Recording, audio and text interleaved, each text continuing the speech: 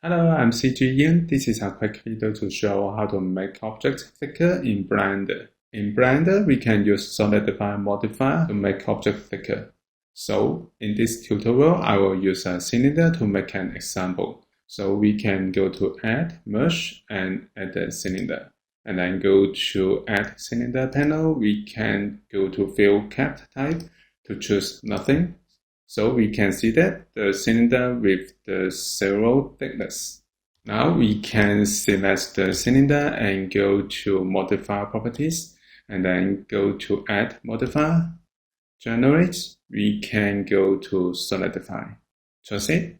And then we can go to Solidify Modifier. We can increase the thickness. Increase inwards. If we want to increase outwards, we can go to Offset to set +1. So it increases outwards. So this is how we can make object thick in Blender using Solidify Modifier. Thank you for watching this video. Hope this helped. Please subscribe this channel. More video will be shared with you. I'm cgian. See you in the next video. Bye bye.